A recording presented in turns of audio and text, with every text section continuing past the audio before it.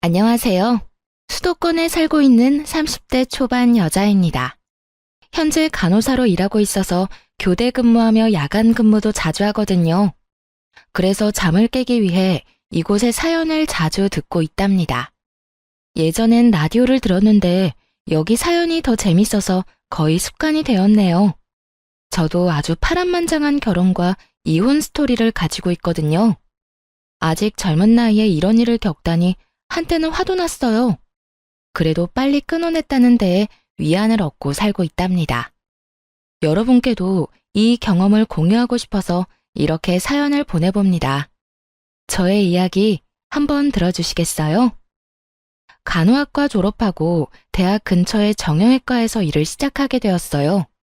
건물 4층을 통으로 써서 그 근방에서는 가장 큰 병원이었답니다.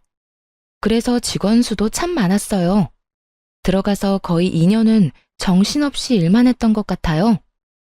일에 적응하는 게 너무 힘들어서 연애는 생각하지도 못하고 살았고요. 남편은 같은 병원에서 일하는 방사선사였는데요. 거의 부딪힐 일이 없어서 이름도 몰랐고 마주치면 인사만 하는 정도였어요. 그러다 병원장이 야심차게 전 직원 회식을 한번 한 적이 있었는데요. 그때 우연히 남편이 제 옆에 앉게 되었죠. 이렇게 아름다운 분이 우리 병원에 계셨다니 몰랐네요. 제가 아까 옆에서 보고 깜짝 놀랐잖아요. 농담도 잘하시네요. 아무튼 좋게 봐주셔서 감사해요. 오늘은 회식한다고 화장을 좀 해서 그런가요? 쌩얼도 엄청 예쁘실 것 같은데요. 아무튼 이렇게 얘기하게 돼서 영광입니다. 우리 앞으로 친하게 지내요. 그 이후부터 남편은 병원에서 만나면 농담도 걸고 종종 커피나 간식거리를 갖다 주면서 수다도 떨고 가곤 했어요. 그러다 같이 밖에 나가서 점심도 먹고 꽁냥꽁냥 썸 타는 분위기가 이어졌죠. 딱 해주는 거 보면 다 눈치채잖아요. 나한테 관심이 있구나. 그런 게 아주 팍팍 느껴지더라고요. 사실 남편의 외모는 제 이상형과는 딴판이었어요. 그래서 처음에는 남편이 대시를 해도 별로 마음에 들진 않았었는데요. 다정하고 유머러스한 모습에 마음을 점점 열게 되더라고요. 직업이 비슷하다 보니까 의지가 많이 됐어요. 환자들 때문에 속상한 일이 있으면 위로도 이해도 잘해줬죠. 또 간호사가 아무래도 여초 직업이다 보니 직장 동료 때문에도 힘들거든요. 나 오늘 막내 간호사 때문에 진짜 너무 힘들었잖아. 무서워서 뭘 물어보지도 못하겠어. 걔 왜 그래? 우리 자기 힘들게. 다음에 또 그러면 나한테 말해. 내가 바로 찾아가서 혼내줄게. 말뿐이라도 병원 안에 내 편이 있다는 게 힘이 되더라고요. 병원 직원들도 우리 관계를 다 알게 돼서 의도치 않게 공개 연애를 2년을 했네요. 모두들 우리가 결혼할 거라고 생각하는 것 같더라고요. 그러다 보니 자연스럽게 결혼 이야기까지 나오고 서로 어떤 결혼 생활을 원하는지 자주 이야기를 나눴어요. 주변에 내 친구들 보니까 반반 결혼을 많이 하더라고. 내가 보기에도 그렇게 하는 게 합리적이고 좋은 것 같아. 우리 지금까지 서로 모은 게 얼마인지 부모님 재산 그런 거 신경 쓰지 말자. 그냥 생활비 딱 반반씩 내고 부모님 용돈은 각자 해드리는 거 어때? 그럼 집안일도 반반, 혼수며 집이며 다 반반인 거 알지? 물론이지. 집 대출 이자도 반반씩 딱 내고 가전제품 같은 것도 다 반반씩 나눠서 사자.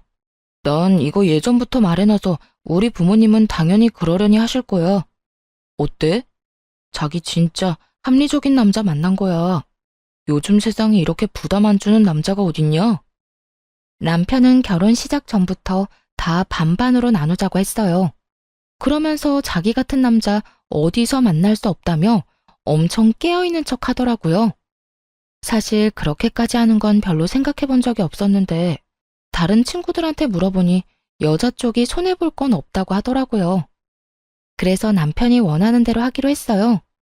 집을 구할 때도 각자 예산은 묻지도 따지지도 않고 딱 5천만 원씩 냈고요. 나머지는 다 남편 이름으로 대출받아서 병원 근처 신축 아파트를 매매했답니다. 명의는 당연히 공동 명의로 했죠. 결혼식도 축의금으로 모두 계산했고 신혼여행도 반반 내고 예약해서 갔어요. 근데 돈 쓸 때마다 영수증을 악착같이 모으는 남편의 모습을 보니 좀 쎄하더라고요.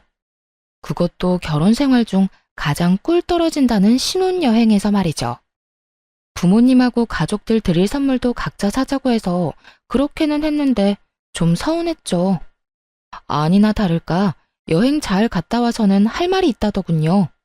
그러면서 여행 기간 동안 모은 영수증을 쫙 보여주더라고요. 여행 가서 쓴 돈이야. 내가 반씩 나눠서 싹 계산했어. 편하게 오늘 환율로 해서 여기 써진 금액 내 계좌로 보내줘. 근데 자기야, 내가 예쁘다고 해서 산 목걸이랑 선글라스도 반반씩이야? 난 자기가 사라고 해서 선물로 사주는 줄 알았는데. 난 여행 가서 아무것도 안 샀잖아. 나라고 뭐 사고 싶은 거 없었겠어? 그리고 목걸이랑 선글라스가 꼭 필요한 것도 아니었고. 아, 됐다. 물론 자기를 위해서 돈 다 내줄 수는 있어. 그럼 그건 내가 다 내는 걸로 할게. 됐어. 내 물건이니까 그냥 내가 다 낼게. 그럼 됐지? 저딴 소리를 하니까 진짜 기분이 확 상하더라고요. 연애 때는 쓸데없는 것도 잘만 사다 안겨주고 하더니만 어떻게 결혼하니까 무조건 네 건 네 거고 내 건 내 거가 될 수가 있나요? 더 어이가 없는 건 제가 다 낸다고 하니까 말리지도 않고 가만히 있었다는 거예요. 그 모습에 정이 좀 떨어졌네요. 결국 제가 산 물건들은 그 돈을 다 내는 걸로 했죠. 그렇게 신혼여행에서 쓴 돈을 바로 남편 계좌로 보냈습니다. 그리고 이 계좌번호로 매달 월급 받으면 생활비랑 대출이자 넣어줘. 매달 남은 돈은 확인해보고 반씩 나누든지 아니면 다음 달로 넘기자. 그것도 나중에 정하면 될 것 같아. 어때? 진짜 합리적이지? 그래, 자기가 이렇게 칼 같은 사람인 줄 몰랐네. 알았어. 자기가 원하는 대로 한번 잘해볼게. 그렇게 돈을 반반씩 철두철미하게 나누는 사람이니 집안일도 반반씩 딱 잘하는지 한번 지켜보기로 했어요. 그러던 어느 날 신혼여행에서 돌아온 지 2주 정도 지났을 때였습니다. 남편이 엑셀 파일로 쫙 정리한 집안일 목록을 보여주더라고요. 요즘 인터넷에 집안일 반반 목록이 이렇게 있더라고. 우리한테 필요한 것만 더 적어서 만들어봤어. 혹시 자기가 하려나 하고 기다려봤는데 전혀 생각 못하는 것 같더라고. 그래서 마음 넓은 내가 먼저 딱 만들었지. 아, 난 이런 것도 만들어야 되는지 몰랐네. 떨떠름한 표정으로 남편이 만든 집안일 목록을 살펴봤어요. 얼마나 세분화가 잘 되어 있던지 아주 놀랐네요. 예를 들어보면 빨래가 그냥 빨래로 끝나는 게 아니었어요. 세탁기 돌리기, 빨래 널기, 빨래 접기, 옷장에 넣기, 이딴 식으로 분류해놨더라고요. 특별히 자기 먼저 하고 싶은 거 골라. 난 남은 거 할게. 나 같은 남편 진짜 없다. 아유, 고마워라. 아주 눈물나게 고마웠네요. 저는 직업상 교대 근무를 하거든요. 근데 남편은 방사선사라서 6시면 칼퇴근을 해요. 그래서 저보다 시간 여유도 훨씬 많은 편이고요. 그걸 뻔히 알고 있으면서도 야간 근무 때 집안일을 못하면 아주 난리를 피웠어요. 자기 어제 설거지 안 했더라? 오늘 내가 하는 날이긴 한데 어제 자기가 안 했으니까 오늘 해. 자기야, 나 어제 집에 11시에 들어왔어. 근데 설거지를 그렇게 산더미처럼 쌓아놓고 나한테 안 했다고 그러면 어떡해? 그리고 자기가 먹은 그릇은 당연히 자기가 하는 게 맞지. 어제는 내가 요리하는 날이었고 자기가 설거지하는 거였잖아. 그래서 내가 자기 먹을 것도 만들어놨잖아. 나 너무 숨 막혀. 진짜 이렇게는 계속 못 살 것 같아. 친구랑 룸메이트를 해도 이렇게까지는 안 하겠어. 내가 밤까지 힘들게 일하고 오는 날에는 자기가 좀 해주면 안 돼? 그게 그렇게 힘들어? 자기가 힘들다고 하나둘 나한테 넘기면 안 되지. 그러다 보면 어느새 내가 집안일 다 하고 있겠네. 나도 힘들게 일하고 왔으니 저녁 시간엔 할 일만 딱 하고 좀 쉬고 싶어. 설마 자기보다 일찍 퇴근했다는 이유로 나한테 집안일 다 하라는 거야? 그런 말이 아니라 서로 사정을 좀 봐주면서 유도리 있게 하자는 거지. 난 자기가 힘들 때 더 할 수 있어. 우리 사랑해서 결혼한 부부 아니야? 근데 무슨 군인이나 룸메이트보다 못한 사이 같아. 내가 너무 힘드니까 좀 도와달라는 거잖아. 자기가 이렇게 나을 줄 알았어. 그래서 내가 규칙까지 딱 만들어 놓은 거야. 나한테 슬슬 떠넘길까봐 나중에 딴 말 못하게. 한번 무너지기 시작하면 한도 끝도 없어지는 거 알지? 힘들어도 그냥 반반씩 하는 거 지켜줬으면 해. 아, 그래. 당신 마음 잘 알았어. 앞으로 어떻게 반만 딱 하는지 제대로 보여줄게. 매몰찬 남편의 태도에 얼마나 서운한지 눈물까지 나더라고요. 언젠가 이런 시의 구절을 본 적이 있어요. 내가 너를 위해 해줄 수 있는 건 대단한 게 아니고 아침에 일어나 말없이 해주는 설거지다. 사랑하는 사람과 함께 살면 그런 마음으로 배려하면서 살아야겠다고 생각했거든요. 그래서 오랫동안 마음속에 간직했던 구절이었는데 이렇게 남편이랑 설거지 하나로 피 터지게 싸울 줄은 몰랐네요.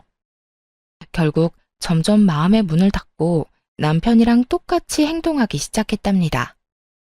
요리를 해도 딱 제 몫만 해서 먹었고요. 빨래도 제 것만 골라서 빨고 정리했어요. 하루는 감자탕이 너무 먹고 싶어서 퇴근길에 딱 1인분만 사와서 먹고 있었어요. 남편도 감자탕을 좋아하는데 냄새를 맡고는 얼굴이 환해져서 들어오더군요. 근데 자기 몫이 없는 걸 보자 표정이 확 굳더라고요. 이렇게 유치하게 나올 줄은 몰랐네. 먹는 거로 이렇게 치사하게 굴 거야? 반반 결혼을 전혀 다르게 이해한 것 같은데 일단 두고 볼게. 두고 보긴 뭘 두고 봐. 내가 생각하는 반반은 이런 거야. 이왕 할 거면 확실하게 해야지. 아침에 국에 반찬 딱 차려주면 맛있게 먹고 설거지만 하는 게 무슨 반반인가요? 설거지하는 게 어렵나요? 아침에 일어나서 밥하고 국 끓이는 게 어렵나요? 자기는 세탁기랑 건조기만 띡 돌리고 제가 다 개야 하는데 그게 반반인가요? 누구 한 명 양보하지 않으니 이렇게 찬바람 날리는 결혼 생활이 이어졌답니다. 야간 근무하고 집에 온 어느 날이었어요.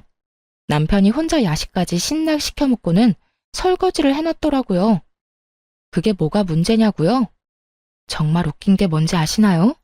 제가 아침에 사용한 물컵 한 개만 싱크대에 덩그러니 남아있었다는 거예요.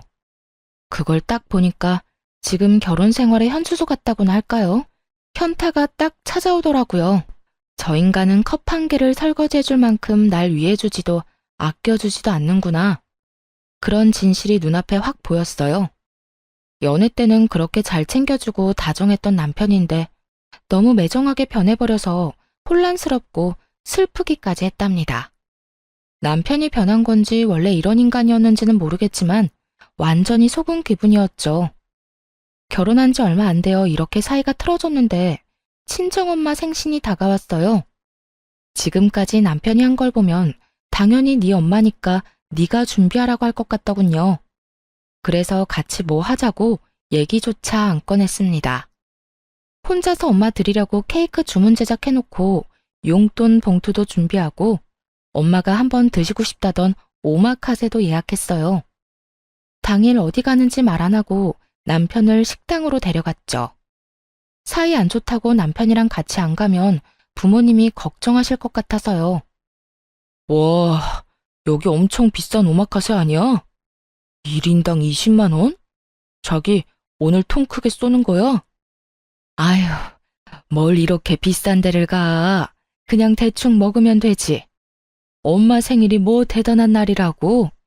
이렇게 부담 주기 싫어. 다른 데 가. 아, 엄마. 오늘 같은 날 비싼 거 드셔야죠. 돈 걱정 말고 들어가요. 엄마 딸 돈 열심히 벌고 있잖아요. 그래 여보. 오늘 우리 사위랑 딸 덕 좀 보자고.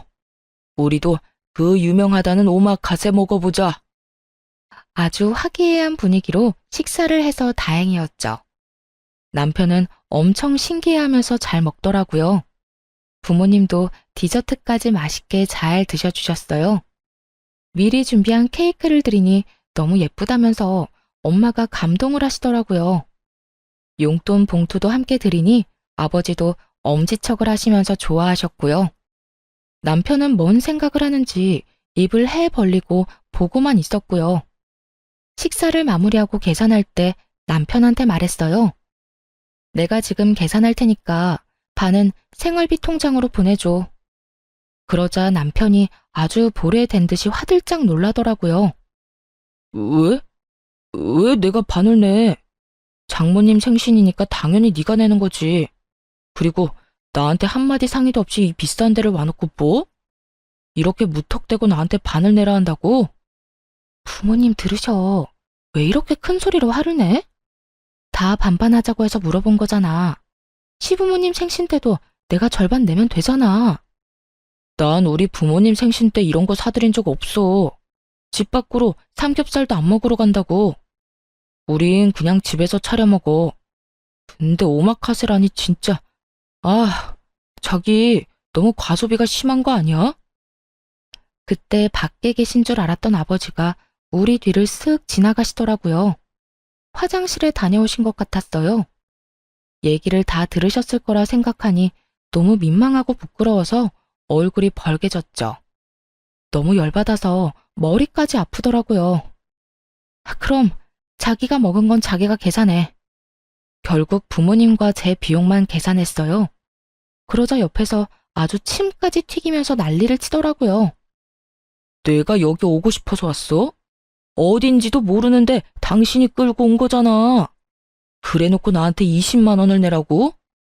그러긴 혼자 제일 잘 먹던데. 만약 당신 부모님 생신 때 어디 가면 내가 먹은 건 내가 낼 테니까 걱정 마. 그렇게 말하고 휙 나가버리자 남편이 엄청 당황하더라고요. 그러거나 말거나 부모님 옆에 서서 남편이 나오기를 기다렸죠. 부모님이 냉랭한 분위기를 느끼셨는지 계속 제 눈치를 보시는데 더 짜증이 났어요. 결국 남편이 자기 몫을 계산하고 거칠게 문을 팍 열고 나오더라고요. 차마 부모님 앞에서 화는 못 내니까 아주 그냥 썩은 얼굴을 하고 있었어요. 당연히 저 역시 기분이 좋을 리가 없죠. 도저히 웃는 얼굴로 있을 수가 없더라고요. 결국 약속이 있다며 서둘러 부모님을 집에 데려다 드렸어요. 집에 오는 내내 얼마나 구시렁대던지 진짜 남편 입을 틀어막고 싶었죠. 내가 먹고 싶어서 먹었어? 당연히 앞에 나온 음식을 남기면 안 되니까 먹은 거지. 근데 나한테 다짜고짜 20만 원을 내라니 진짜 이건 아니지 않아? 우리 부모님 앞에서 태도가 그게 뭐야? 우리 눈치 보시느라 생신날 마음 불편하게 만들고 나 진짜 속상해. 내가 다 내달라고 한 것도 아니잖아. 이런 날 기분 좋게 반 내줄 순 없는 거야? 다른 사람들한테 좀 물어봐. 억지로 그런 비싼 데 끌고 가서 돈 내게 한 게 잘한 건지 아닌지. 그리고 각자 부모님만 알아서 챙기기로 해놓고 왜 자꾸 규칙을 어겨? 자기 이럴 때마다 나 진짜 짜증난다고. 나야말로 이런 결혼 생활 답답하고 넌더리가 나. 이런 게 반반 결혼인 줄 알았으면 당신이랑 절대 결혼 안 했어. 완전히 속은 기분이라고. 나도 마찬가지야. 이렇게 낭비 심하게 하는 여잔 줄 알았으면 나도 너랑 결혼 안 했다고. 그걸 시작으로 며칠을 아주 박 터지게 싸웠어요. 결혼한 지 6개월도 안 됐는데 집에 들어가기가 싫더라고요. 퇴근했는데도 밖에서 한참 서성이다가 들어간 적도 많아요. 다들 이렇게 사는 건지 아님 내 결혼만 망한 건지 이런 고민 어디에 말하기도 부끄러워서 혼자 벙어리 냉가슴 앓듯 끙끙댔답니다. 엎친 데 덮친 격으로 병원에서도 힘든 일이 이어져서 더 지쳐갔어요. 가장 고참 간호사랑 말다툼을 했는데 그 후로 그 간호사가 못살게 굴었거든요. 케어가 힘든 환자를 일부러 맡기거나 힘든 스케줄만 골라서 일하게 하는 둥 너무 서럽고 힘들게 하더라고요. 한참 선배라서 감히 대들지도 못했죠. 여러분도 뉴스에서 가끔 들어보신 적 있을 거예요. 몇몇 간호사들 사이에 태움 문화라고 감정적으로 진짜 힘들게 하거든요.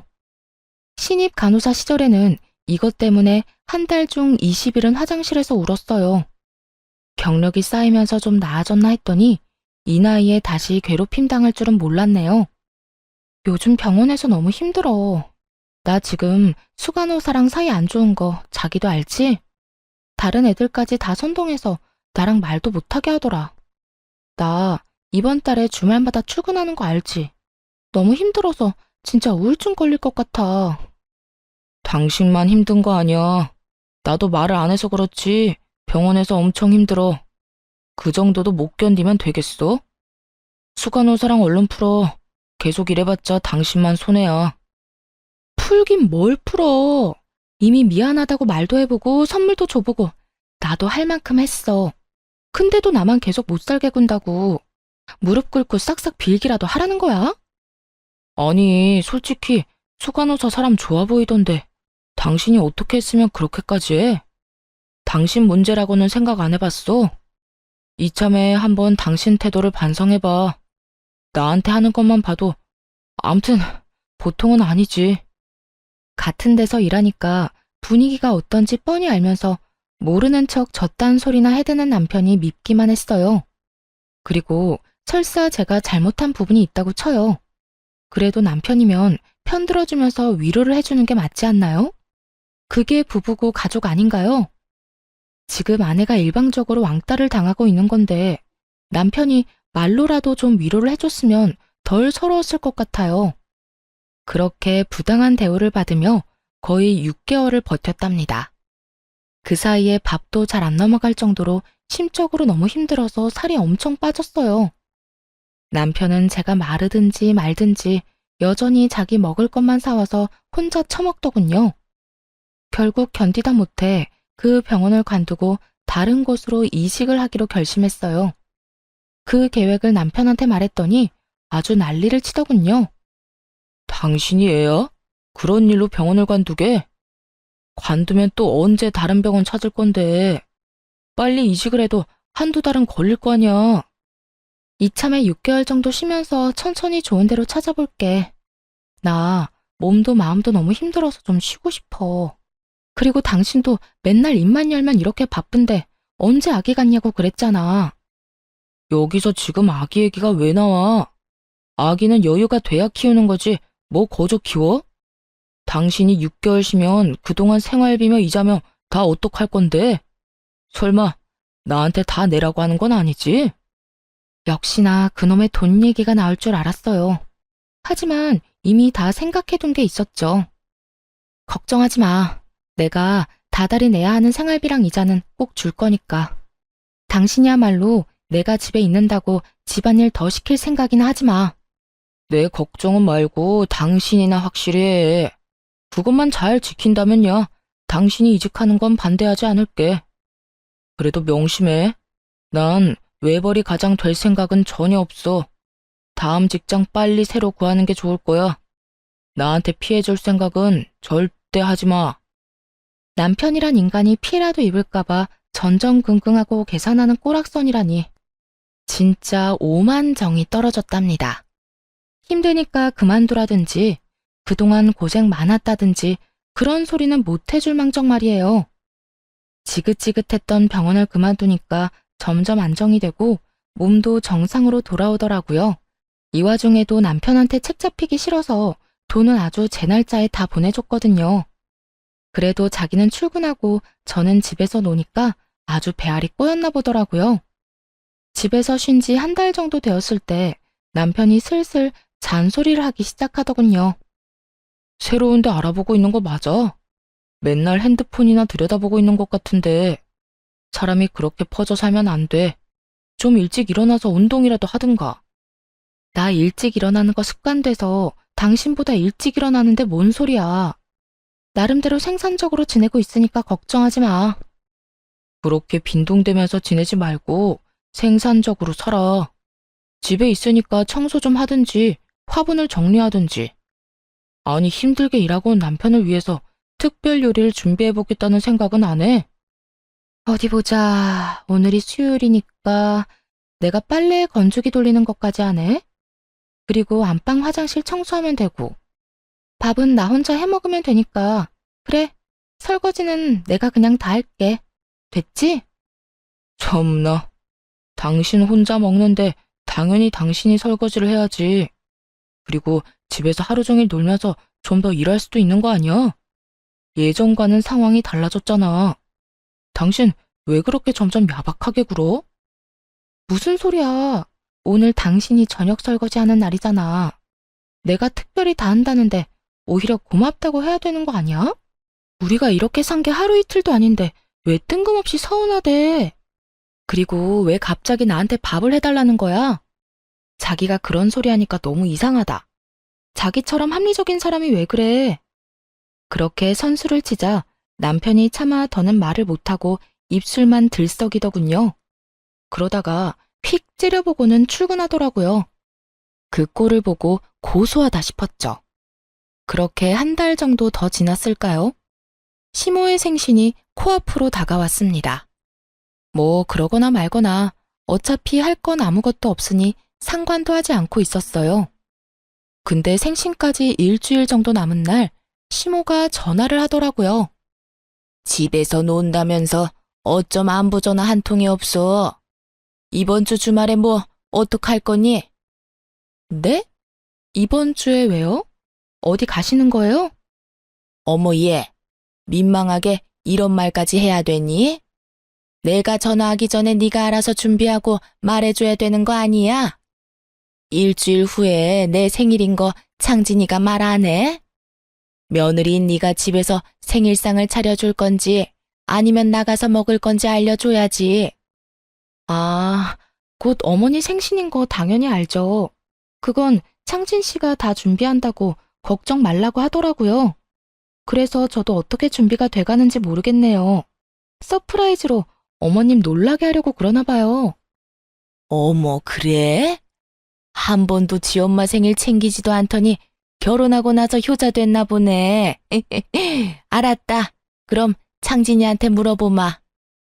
남편은 곧 자기 엄마 생신인 줄도 모를걸요. 시모의 전화를 받았는지 남편이 퇴근하고 오면서 씩씩 숨을 쉬며 화를 내더라고요.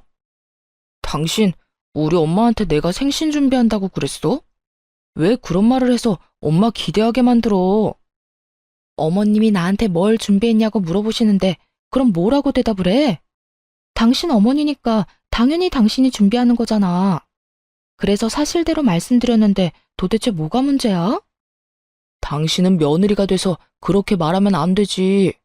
더군다나 나는 매일 일하고 당신은 지금 놀고 있잖아. 그럼 한가한 사람이 좀 준비하면 되는 거 아니야? 당신은 우리 엄마 생신 때 꽃 한 송이도 안 사드렸잖아. 그러면서 뭐라고 했어? 생신이며 효도는 각자 알아서 챙겨드리자며? 근데 왜 말도 안 되는 소리야?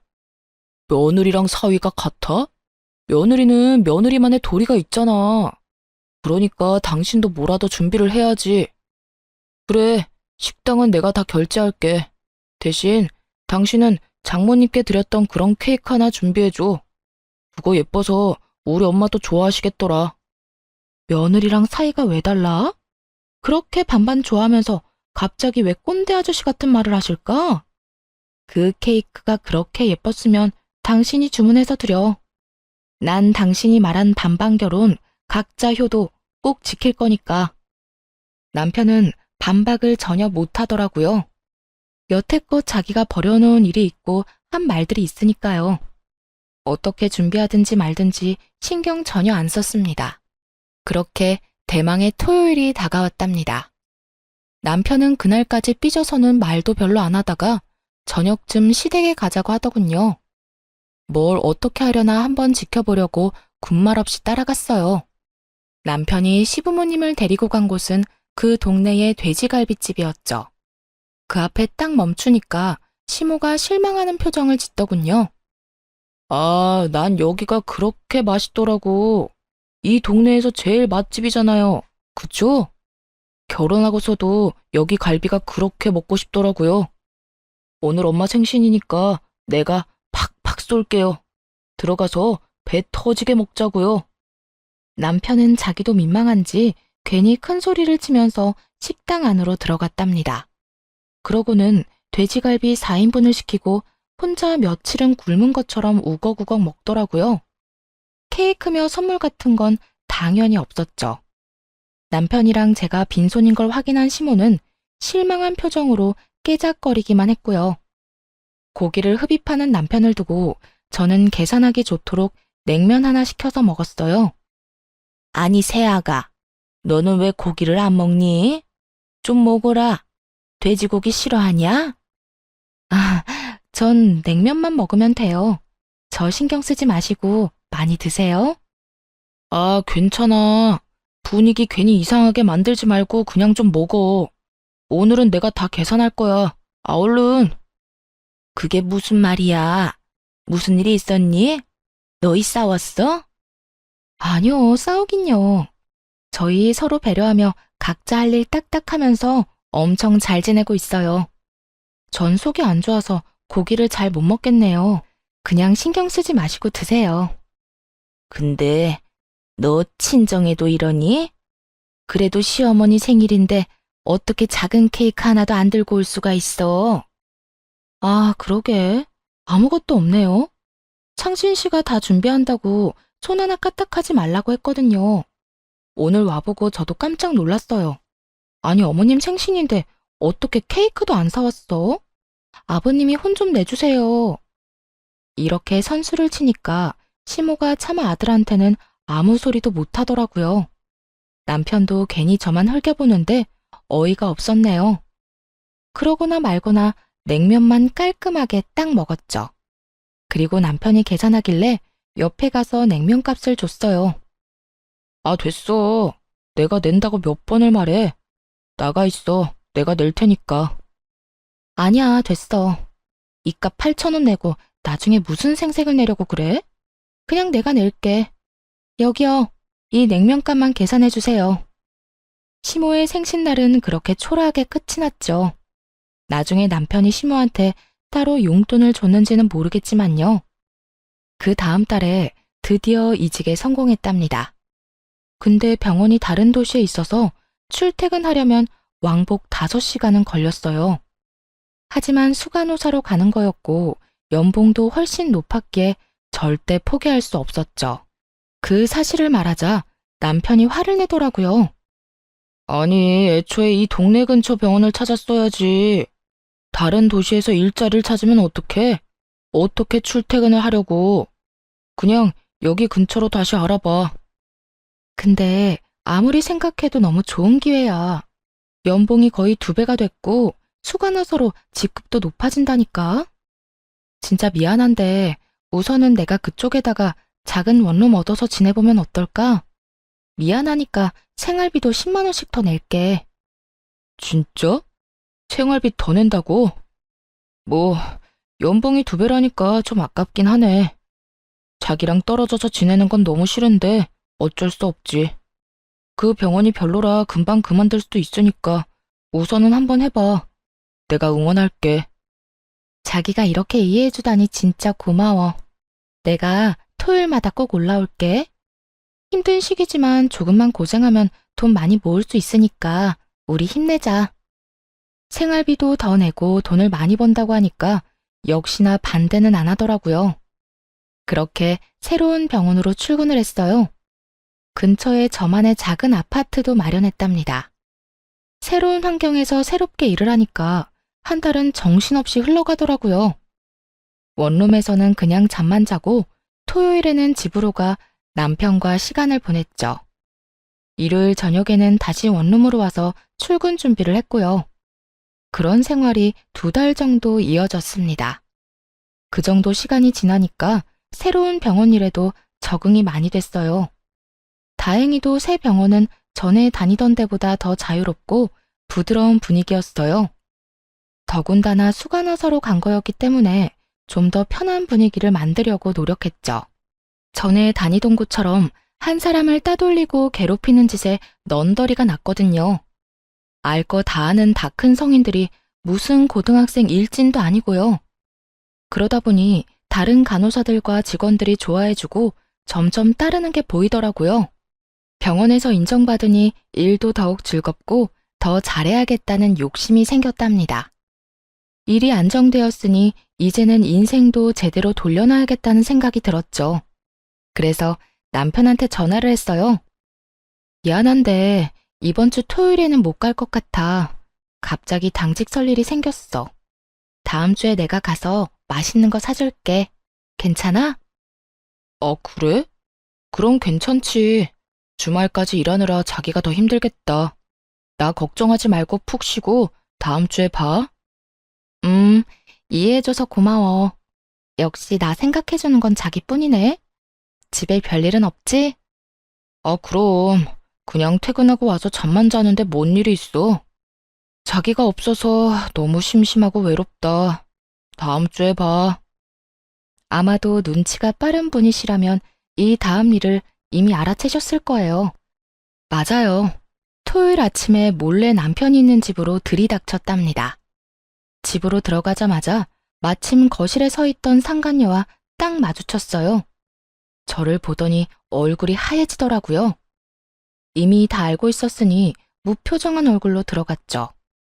그러고는 바로 상간녀의 목덜미를 휘어잡고 머리채를 마구 뜯기 시작했어요. 상간녀가 비명을 질러대며 놓으라고 악을 쓰더라고요. 너 여기에 왜 있어? 왜 있냐고. 너 병원 접수 데스크 일하러 처음 왔을 때 내가 옆에서 도와줬잖아. 하도 어리버리해서 잘릴 뻔한 거 도와줬더니 은혜를 원수로 갚아? 누가 들으면 아주 엄청 도와준 줄 알겠네. 야, 이거 놓고 말해. 머리 다 뽑혀. 놓고 말하라고. 남의 남편이랑 남의 집에서 아주 신혼집 차렸지. 신혼부부 놀이하니까 좋냐? 나이도 어린 게 유부남이랑 뭐 하는 짓이야? 오빠는 당신 같은 여자랑 더 이상 살기 싫대. 맨날 불만만 늘어놓고 이기적이라고 너무 진저리가 난대. 이제 이혼하고 나랑 결혼한다고 그랬어. 아, 그러셔? 아주 천년의 사랑 납셨네. 언제부터 만났어? 내가 다른 데로 이사 가자마자 만났어? 내가 고작 2달 만나고 그쪽 앞에서 이렇게 자신 있게 말하겠어? 우리 만난 지 거의 1년 넘었어. 그쪽 병원에서 나가기 전부터 사랑하는 사이였다고. 그러니까 이제 인정하고 그만 우리 사이에서 빠져줘. 오빠는 그쪽이 아니라 날 사랑한다니까? 그래, 말해줘서 아주 고맙다. 너네 오빠랑 천년 만년 행복해라. 상간녀가 제 반응에 황당하다는 표정을 짓더라고요. 그때 밖에서 뭘 사왔는지 봉지 하나 덜렁 들고 남편 놈이 들어왔어요. 당연히 그대로 얼어붙은 듯 서버렸죠. 그 와중에도 상황 판단을 하고 있더라고요. 누나를 굴려서 바닥에 엎드러져 있는 상간녀와 저를 번갈아 바쁘게 보면서요. 바로 다가가서 남편의 뺨을 수차례 갈겨버렸어요. 남편의 몸이 돌아가다 못해 바닥으로 철퍼덕 쓰러졌죠. 그제야 남편 놈은 얼른 무릎을 꿇고 손을 싹싹 비비면서 빌기 시작하더군요. 여보, 이거 다 오해야. 아니, 내가 죽을 죄를 졌어. 당신이 옆에 없으니까 너무 외롭고 허전하더라고. 근데 제가 자꾸 꼬리를 쳐서 내가 그냥 넘어가 버렸어. 뭐? 오빠, 그게 무슨 말이야. 우리 만난 지가 1년인데 내가 꼬리를 쳤다고? 오빠가 회식 때 나 먼저 꼬셨잖아. 저 여자랑 이혼하고 나랑 결혼한다며. 지금 사랑하는 건 나밖에 없다며. 야, 시끄러워. 조용히 해. 너 지금 상황 판단이 안 돼? 조용히 입 닫고 있어. 남편이 살벌하게 상간녀를 노려보자 겁먹은 강아지 새끼처럼 조용해지더라고요. 외로워서 넘어가? 이 파렴치 아닌가 나. 너는 내가 이혼 소장 보낼 테니까 소송이나 준비해. 나는 합의 이혼 이런 거 할 생각 전혀 없어. 무조건 네 주머니에서 어마어마한 돈 끄집어낼 거야. 거기다 당연히 나한테 위자료도 주고 재산 분할도 해야겠지? 여보, 이혼이라니. 난 절대 이혼 못해. 내가 당신한테 상처 준 거는 어떻게든 벌 받을게. 얌전히 대가 치르고 당신이 하라는 대로 할게. 그렇게 좋아하는 반반 나누기 이번에는 못할 것 같은데 어쩌니? 아무래도 내가 네 돈을 더 많이 가져갈 것 같은데. 네가 싸질러 놓은 똥 네가 처리하는 거니까 너무 억울해하지는 말고 우리 법정에서 보자. 그렇게만 말하고 유유히 그 집구석에서 나왔답니다. 문 뒤에서 남편놈이 악쓰는 소리와 물건 부서지는 소리가 들리더라고요. 사실 이직하기 전부터 남편놈이 바람을 피우고 있다는 걸 알고 있었어요. 가뜩이나 수간호사 때문에 힘들어 죽겠는 상황이었는데 동료 간호사가 이런 말을 했거든요. 내가 이 말 해야 되나 진짜 고민 많이 했는데 그 데스크에 민지 씨 있잖아. 자기 남편이랑 밖에서 같이 커피 마시는 거 몇 번 봤거든? 아휴, 말하는 게 잘하는 짓인지 모르겠다. 뭔데요? 둘이서 커피 마신 게 다예요? 알고 있는 거 다 말해줘요, 언니. 그럴 수 있다고 넘기려고 했는데 어젠 글쎄 팔짱을 끼고 있더라고. 내가 보다가 도저히 안 되겠어서 말하는 거야. 이 말을 듣는데 진짜 너무 화가 나면서도 수치스럽더라고요. 얼마나 나를 우습게 봤으면 다른 직원들이 보는데 팔짱을 끼고 시시덕거렸을까? 그것도 공개 연이나 다름없이 연애하다가 결혼까지 해놓고. 사실을 알고 나니 눈에서 불꽃이 튀더라고요. 그때부터 두 연놈을 지켜보면서 증거를 모으기 시작했답니다. 남편 블랙박스를 확인해보니 역시나 상간녀는 데스크 직원 맞더라고요. 일을 도와줄 때 들었던 목소리가 똑같았어요. 남편 놈이 잘 때 핸드폰도 봤는데 다 삭제한 건지 증거될 만한 건 찾지 못했어요. 근데 어느 날 남편이 화장실에 들어갔다 한참 후에 나오는데 좀 쎄하더라고요. 그래서 몰래 화장실을 뒤져봤더니 역시나 수건들 뒤쪽에 세컨폰을 숨겨놨더라고요. 못 찾을 거라 생각했는지 비밀번호도 안 걸어두었고요. 그 덕분에 증거를 쉽게 찾을 수 있었죠. 둘이 아주 딱 달라붙어서 찍은 사진이 넘쳐나더군요. 더 화가 나는 건 뭔지 아세요? 남편이 상간녀와는 풀빌라며 호텔이며 비싼 데는 다 다녔다는 거예요. 저한테는 그렇게 반반씩 하자 노래하며 커피 한 잔 사는 것도 아까워하던 인간이요. 심지어 상간녀 생일엔 명품 지갑까지 사다 바쳤더라고요. 제 생일에는 어땠냐고요? 당연히 케이크 하나 안 사왔죠. 둘이 주고받은 메시지도 아주 가관이었습니다. 오빠, 오늘 호텔 망고빙수 사줘서 너무 고마워. 나 진짜 먹어보고 싶었어. 역시 우리 오빠가 최고야. 우리 애기한테 그 정도도 못 사줘? 애기 친구들이 자랑하면 오빠한테 또 말해. 오빠가 애기 원하는 거 다 사줄 테니까 걱정 마. 너랑 먼저 만났어야 했는데 어쩌다 운명의 장난처럼 결혼한 다음에야 만난 걸까? 진짜 하늘이 원망스럽다. 오빠, 난 기다릴 수 있어. 우리 사랑만 흔들리지 않으면 다 이겨낼 거야. 그 아줌마 빨리 병원에서 좀 나갔으면 좋겠어. 내가 수간호사한테 오늘도 이간질 좀 했거든? 효과가 빨리 나타나야 될 텐데. 전에 병원에서 그렇게 힘들었는데 그 원인이 바로 상간녀의 이간질이었어요. 아무것도 모르는 착한 얼굴을 하고선 수간호사와 저를 이간질했던 거예요. 진짜 이 사실을 알고 바로 상간녀 머리채 잡으러 달려갈 뻔했네요. 하지만 더 큰 복수를 위해 우선 참을인자를 가슴에 새기면서 때를 기다렸던 거죠. 그 후 일부러 다른 도시로만 병원을 알아봤고 좋은 조건으로 이직한 거예요. 그리고 제 명의로 소형 아파트도 매입했고요. 대출을 좀 받았지만 이혼하면 목돈이 들어올 거니까 상관없었죠. 그렇게 계획대로 주말 부부가 되어 남편에게 판을 깔아줬고 토요일마다 집에 와서 달라진 게 있는지 꼼꼼하게 살펴봤어요. 제가 평일 동안 집에 없으니 당연히 상간녀가 이 집에서 거의 살다시피 했겠죠.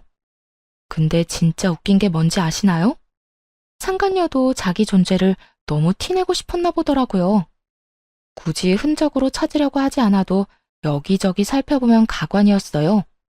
화장실 구석에 고무줄을 놓고 간다든지 서랍장에 옷을 흐트려 놓는다든지 정리해둔 주방도구 위치를 바꿔놓는다든지 일부러 그딴 짓을 했더라고요. 당연히 남편놈한테는 아무 말도 안 하고 다 사진으로 찍어서 증거로 남겨뒀답니다. 그리고 드디어 디데이. 집에 못 간다고 거짓말을 하고 들이닥친 거죠. 역시나 예상대로 상간녀가 딱 있었고요. 마지막 증거를 위해 녹음기를 켜고 집에 들어갔거든요. 상간녀가 머리채를 잡힌 채 남편놈이랑 바람 피운 얘기를 술술 늘어놓은 덕분에 고스란히 저한테 유리한 증거로 남길 수 있었네요. 그렇게 바로 이혼 소송에 들어갔답니다. 물론 상간녀 손해배상 청구도 같이 했죠. 하지만 여기에서 끝내줄 수는 없겠죠. 앙큼하게 저의 직장 생활을 엉망으로 만든 게 바로 그 상간녀니까 말이죠. 큼직한 전지를 사서 두 연놈을 찍은 사진을 다 붙이고 둘이 바람 피웠다는 내용을 대문짝만하게 써서 잘 보이는 곳에 딱 붙여놨답니다. 어디에 붙였기는요? 제 전 직장이자 두 사람이 지금 일하고 있는 병원 문 앞이죠. 당연히 남편놈이 전화를 해서 난리를 피웠죠. 당신, 이게 무슨 짓이야? 아니, 내가 잘못을 했어도 직장에다가 이런 짓을 해? 지금 병원 난리 났다고. 게다가 민지는 임시직이어서 오늘 바로 잘렸어. 난 병원장이 지금 권고사직 말하고 있고. 아무리 그래도 남의 밥줄까지 끊으면 어떡해? 쫄쫄 굶고 살라는 거야? 나야말로 너 같은 쫌생이 쪼다 만나서 인생 말아먹을 뻔했어. 나한텐 조각 케이크 하나 안 사준 주제에 걔한텐 아주 별것 다 사줬더라. 꼴에 신혼여행 때도 안 간 풀빌라까지 갔던데. 이참에 둘이 행복하게 사셔. 아, 걔한텐 반반 노래 좀 하지 마라. 당장 도망간다. 야, 너 말 다 했어? 내가 바람 피운 건 잘못했다 쳐. 그렇다고 남의 직장에다 이게 뭐 하는 짓이야? 당장 와서 떼. 내가 왜? 그거 내가 붙인 거니까 그대로 놔둬. 내 허락 없이 떼기만 해봐. 기물 파손죄로 신고해버릴 거니까. 이 파렴치한 인간아. 바람 피운 주제에 뭐가 그렇게 당당해? 내가 정말 어이가 없어서. 네 잘못들은 네가 제일 좋아하는 돈으로 갚게 될 거야, 이 못된 인간아. 그 전화를 마지막으로 다시는 전 남편 놈의 연락을 받아주지 않았습니다. 그 인간이랑 1분 1초도 더는 엮이기 싫었거든요. 소송이 시작되고 모든 연락은 변호사를 통해서만 했습니다. 소송이 길어져도 상관없다는 마음으로 스트레스 받지 말고 살자고 다짐했거든요. 어차피 그 인간이 유책 배우자니까 당연히 승소할 거였으니까요. 상간녀 손해배상에서도 승소했고 많지는 않지만 1,000만 원 받았네요. 그래도 아직 20대인 상간녀 입장에선 꽤 큰 돈이고 상간녀 인생에 지울 수 없는 기록을 남겼다는 게 중요한 거죠. 변호사 말로는 남편 놈이 이미 그 여자랑 헤어졌다며 선처를 바란다고 했다더군요. 일하던 병원에서 잘리고 근처 병원까지 소문이 파다하게 나서 재취직이 어렵다네요. 그래서 남편 놈이 오랫동안 백수로 지내니까 여자가 도망갔다더라고요. 그렇게 사랑한다더니 금세 마음이 바뀐 게 참 웃겼어요. 둘이 아주 잘 어울리는 바퀴벌레 한 쌍이라 결혼해서 잘 살기를 바랬는데 말이죠. 9개월 정도 시간이 흐르고 이혼 소송에서도 승소했어요.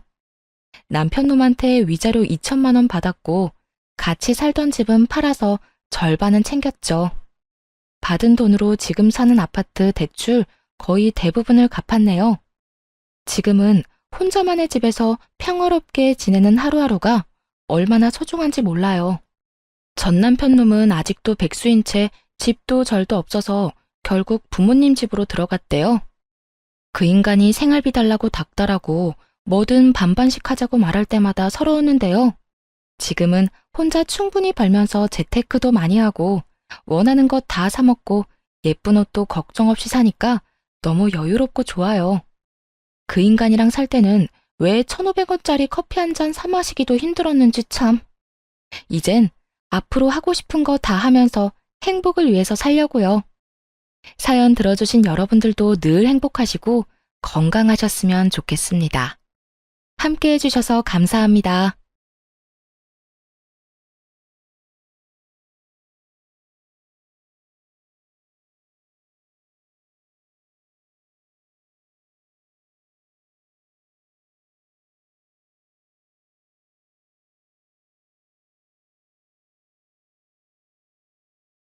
안녕하세요. 저는 얼마 전 남편과 이혼하고 시댁과의 지긋지긋한 인연도 끊어버린 30대 후반의 여자입니다. 살다 보면 정말 별 이상한 일을 겪기도 하는데 제게는 시댁이 그 이상한 일의 중심이었어요. 살면서 이 정도로 치사하고 더러운 인간은 난생 처음이었거든요. 그래서 오늘은 그 시댁 사람들이 한 짓에 대해 한번 까발려 볼 생각입니다. 저와 남편은 나이 차가 좀 있어요. 제가 30대 중반이었을 때 남편은 40대 초반이었거든요. 솔직히 연애할 때 남편은 정말 못 봐줄 정도였어요. 나이 마흔에 돈 모아둔 것도 없었고 삐쩍 말라서 한마디로 엄청 불쌍해 보였어요. 게다가 직장은 중소기업조차 되지 않는 아주 작은 회사였고 월급도 그 나이 때 남자에 비하면 박봉이라고 할 만큼 적게 벌었어요. 그런데 왜 제가 그런 사람과 결혼을 했는지 궁금해하는 사람들이 있더라고요. 네가 도대체 뭐가 모자라서 그런 노총각한테 시집을 가? 남편과 제가 결혼한다고 했을 때 저희 언니가 했던 말이에요. 두 분 부모님은 원래부터 자식들 일에 가타부타 말하는 분들이 아니셨어요. 그저 지지와 응원을 보내주실 뿐 저를 비난하는 일은 없었죠. 그런데 저희 언니는 달랐어요. 언니는 무엇이든 저에게 솔직하게 말해줬거든요. 근데 사람이 참 착해. 한눈 팔 것 같지도 않고. 너 한 번 실패한 걸로 너무 눈이 낮아진 거 아니야? 네가 뭐가 모자라. 너 자존감이 낮아진 건 알겠는데 아무리 그래도 나보다도 훨씬 나이 많은 아저씨를. 사실 언니가 걱정하는 게 뭔지 알았어요. 하지만 저는 이때 굉장히 자신감이 하락해 있었거든요. 저에게는 30대 초반부터 사귄 남자가 있었는데 그 남자와 결혼을 앞두고 있었는데 남자가 바람을 펴서 결국 파혼에 이르렀거든요. 사람들이 결혼까지 안 간 게 다행이라고 했을 만큼 그 남자는 최악의 사람이었어요.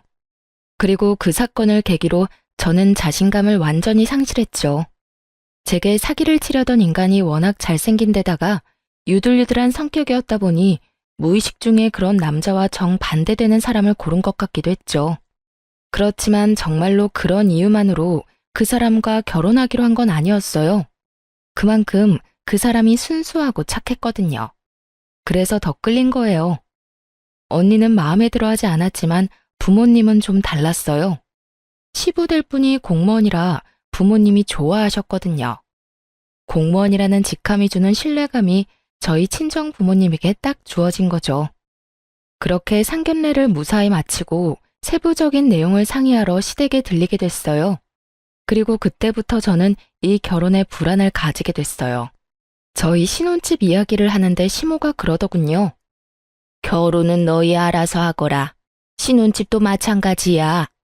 너 나이가 40이나 넘어서 어른들한테 의지하고 그러면 안 된다.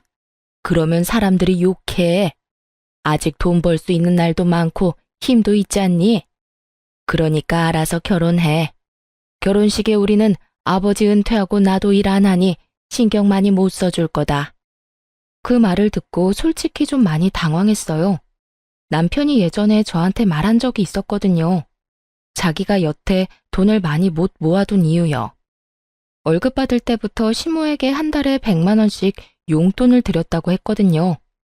솔직히 남편 월급이 정말 박봉인데 그 박봉에 매달 100만 원을 시댁에 드렸다니 기대를 좀 했거든요.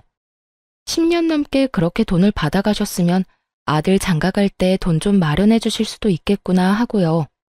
그런데 아예 선을 딱 긋는 모습에 당황해버렸죠. 남편은 그걸 이상하게 생각하지 않더군요.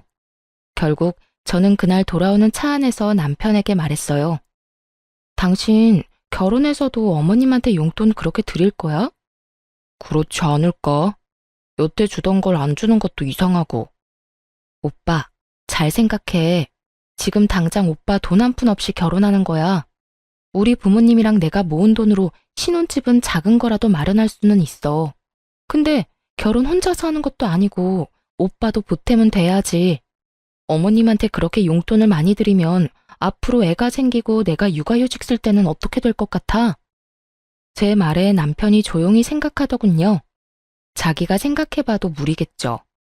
지금 당장이야 급한 불을 우리 친정에서 꺼주겠지만 그것도 무리해서 꺼준 거예요. 앞으로 더 큰 불은 저희가 알아서 해결해야 하는 문제였고요. 결국 남편은 제 말에 수긍했습니다. 어머니한테 결혼 후에 내가 말할게. 용돈 드리는 거 줄인다고. 한 30만 원만 드리면 되지 않을까? 그 정도면 괜찮아. 나도 우리 엄마한테 그 정도 드리고 있거든. 그렇게 이야기를 하고 나서야 저도 마음이 좀 편해졌어요. 그리고 나도 집 살 때 돈 보탤게. 어머니에게 드리던 용돈을 줄이면 대출금 정도는 낼 수 있을 거야. 아니야, 오빠. 그 돈은 우리 열심히 모아두자. 앞으로 태어날 아이와 우리 노후를 위해서라도 돈은 모아둬야 하거든. 오빠가 내 이야기에 귀 기울여줘서 고마워. 그렇게 저희는 결혼했고, 친정 부모님의 도움과 제가 모아놓은 돈으로 신혼집도 어렵게 장만할 수 있었어요. 작고 오래된 집이었지만 그래도 매매였어요. 서울이었으면 엄청 비쌌겠지만 지방이라 가격도 비싸지 않았어요. 그래도 대출 없이 집을 마련했다는 것만으로도 다행이었죠. 결혼하고 나면 좋은 일만 있을 줄 알았는데 그렇지만도 않더군요. 저는 간호사로 병원에서 일을 하는데 제가 일하는 병원이 시댁과 가까웠어요. 결혼한 그달부터 시모가 저를 매번 시댁으로 불렀어요. 저의 출퇴근 시간을 체크해서 꼭 일을 안 할 때 불렀어요. 그리고는 정말 쓸데없는 일들, 자기가 하기 싫은 일들을 저한테 시켰어요. 오늘은 설거지랑 냉장고 청소 좀 하고 가거라. 어깨가 아파서 아무것도 못하겠어. 냉장고 청소하고 나면 화장실도 좀 청소해 놓고 곰팡이 핀 곳이랑 줄눈 있는 부분 하얗게 만들어놔. 그렇게 말하며 자기는 소파에 앉아서 어깨를 통통 두드리며 TV를 보고 있더군요. 저는 보수적인 집단에서 자라서 시모가 며느리에게 일 정도는 시킬 수 있다고 생각해요. 나이 많은 연장자에 대한 공경이라고 생각한다면 못할 것도 없었죠. 하지만 제게 그런 일을 시키고 싶다면 그 밑바탕에는 서로에 대한 최저한의 존중이 깔려 있어야 하는 거 아닌가요? 일 다 했으면 가봐라. 너 있으니까 편하게 못 쉬겠어. 다음에는 좀 더 빨리 할 수 있도록 하고. 제가 시모의 일을 도와줬다면 수고했다 말 한마디, 따뜻한 눈길 한번, 그거라도 저한테 줬어야 맞는 거죠. 그랬다면 그것만으로도 보람과 뿌듯함을 느꼈을 거예요. 그런데 시모는 마치 당연히 부려야 할 종년을 부린 것처럼 굴더라고요. 그러면서 저한테 한마디 하더군요. 예, 이번 달 월급도 10일에 나오니? 큰일이네. 너 아범한테 내 용돈 좀 더 빨리 달라고 이야기하거라. 이번 달 모임이 10일 전에 잡혀서 그 전에 옷을 사야 하거든.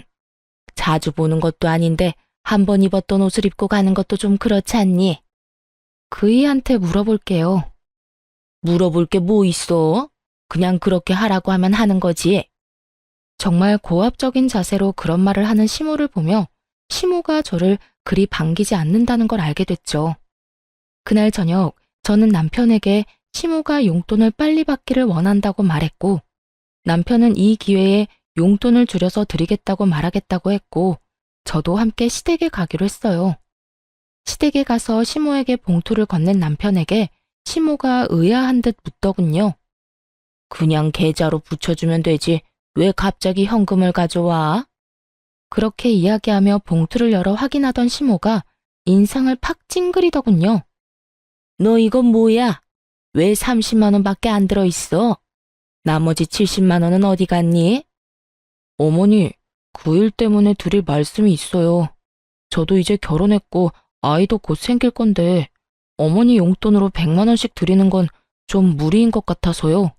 이번 달부터는 30만 원만 드릴게요. 너, 이게 무슨 짓이야? 설마 네 짓이니? 네가 우리 아들한테 바람 넣었어? 어머니, 그런 거 아니에요. 솔직히 지금 결혼하면서 마련한 신혼집도 이 사람이랑 장인어른께서 다 도와주신 거잖아요. 결혼할 때 저는 해간 것도 없고요. 지금 많이 저축해야 애가 태어났을 때 조금이라도 더 큰 집으로 이사갈 수 있겠죠. 네가 처갓집에 도움을 받았으면 그건 네가 해결할 일이지. 설마 처갓집에 도움 좀 받았다고 내 용돈 깎아서 사돈한테 돈 주는 거야? 그런 거면 엄마는 용납 못한다. 어머님, 그런 거 아니에요. 오빠가 여태껏 살면서 신세진 게 많아서 용돈을 그렇게 드렸잖아요. 하지만 이제는 분가해서 사는데 이러면 두 집 살림이라 돈이 더 많이 들어요. 당장 저 임신이라도 해서 일 못하게 되면 지금 모아놓은 돈으로 버텨야 하는데 저는 집 사느라 돈 다 썼고 오빠는 모아둔 돈도 한 푼 없어요. 그러니 지금부터라도 부지런히 모아야 아이 낳고 살죠. 그러니까 어머님이 이해 좀 해주세요. 무슨 이해를 해? 네가 뭔데? 우리 아들 월급 가지고 이래라 저래라 하는 거니? 너 결혼했다고 우리 아들 월급까지 네 맘대로 할 수 있다고 생각하는 거 큰 오산이야. 왜 네가 중간에서 난리야? 굴러 들어온 돌이 박힌 돌 뺀다더니 딱 그 꼴이구나. 너 이런 식으로 우리 아들이 나한테 주는 돈 갈취하려고 결혼하자고 한 거니? 결혼할 때부터 이상했지. 다 늙은 노총각하고 30대 중반의 젊은 여자가 왜 결혼을 하겠어? 너 돈 때문에 우리 아들이랑 결혼한 거지? 막말도 이런 막말이 없었습니다. 어떻게 노총각이 돼서 겨우 결혼한 아들 앞에서 그런 소리를 하는지 이해가 안 갔어요. 사람을 돈 보고 결혼하는 여자로 몰아가니 저도 참을 수가 없었어요. 어머님, 돈 보고 결혼했으면 제가 이 사람이랑 결혼을 왜 하겠어요? 지금 돈 쓴 것만 봐도 그래요. 저희 집이랑 제가 다 했지 이 사람이랑 어머님이 뭐라도 해주신 거 있으세요? 결혼할 때 그러셨잖아요. 결혼할 때 도움 같은 거 바랄 생각하지 말라고요. 그래서 저희 쪽에서 다 했는데 지금 무슨 말씀하시는 거예요? 결혼 축의금까지 싹싹 긁어가셨으면서 어머님은 저한테 그런 말 하시면 안 되죠. 얘 말하는 것 좀 봐. 어디 어른한테 두 눈 똑바로 뜨고 큰 소리야? 내가 돈 안 해줬다고 너 지금 나한테 큰 소리 치는 거야? 너희 집에서 집해왔다고 유세 떠는 거냐고. 어머님이 먼저 저를 돈 보고 결혼한 여자 취급하셨잖아요. 그리고 제가 틀린 말 했어요? 그러는 어머님은 이 결혼이 마음에 안 드시는 건가요? 앞으로 생길 손주부터 생각 좀 해주세요. 저는 그렇게 말하고 시댁을 뛰쳐나와 택시를 타고 집으로 왔어요. 집에 있으니 남편이 슬그머니 집으로 들어오더군요. 괜찮아? 엄마가 그런 식으로 말해서 많이 속상했지. 내가 엄마한테 잘 이야기해놨어. 앞으로는 30만 원만 드리기로 이야기 다 됐어. 나도 오빠한테 미안해. 결혼한 지 얼마 안 돼서 이렇게 큰 소리 내고 할 건 아니었는데. 나 지금 몸 상태가 정상이 아니거든. 사실은 내 뱃속에 우리 아이가 있어. 결혼식 직전에 생긴 소중한 아이가 있어서 나도 모르게 흥분한 것 같아. 호르몬 변화 때문에 감정 기복이 좀 생겼거든. 정말? 아이가 생기다니. 그래서 당신이 그렇게 흥분해서 말했구나. 앞으로는 내가 잘할게. 내가 우유부단한 탓에 당신한테 상처 준 것 같아서 미안해. 이런 남편이 있어서 저는 견딜 수 있었어요. 그런데 시모는 포기를 모르는 집념을 가졌더라고요. 용돈을 줄이겠다고 한 그 다음 주에 바로 연락이 왔어요. 아들, 우리 집이 너무 오래되고 크니까 좀 더 작은 곳으로 갈까 싶다. 그런데 늙어서 시골 들어가는 것도 병원 가는 거 힘드니 안 되고 내가 다니던 병원 근처에 가고 싶은데 돈이 좀 모자라네. 네 이름으로 대출 받아서 돈 좀 마련해 봐라. 옆에서 시모 전화를 함께 듣고 있던 제가 한마디 하려는데 남편이 저를 말리더군요. 어머니, 제가 좀 더 안정기가 되면 말씀드리려고 했는데 저희 아이 생겼어요. 그래서 앞으로 돈 쓸 일은 좀 피할 생각이에요. 지금 있는 집 수리할 곳 있으면 말씀하세요. 제가 보고 수리해야 하는 곳은 수리할게요. 그런데 지금 당장 돈 마련하는 건 무리예요.